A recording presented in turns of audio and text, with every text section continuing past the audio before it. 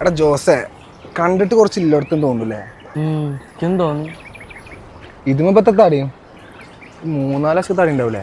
3-4 ലക്ഷം ഒന്നല്ല, ഒരു 8 ലക്ഷം കിട്ടണ്ടാവും.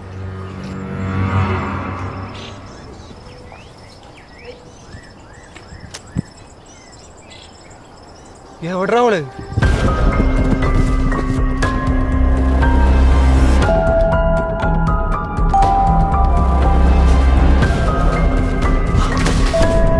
എവിടാ അവള്? പിടി, 3-4 ലക്ഷം.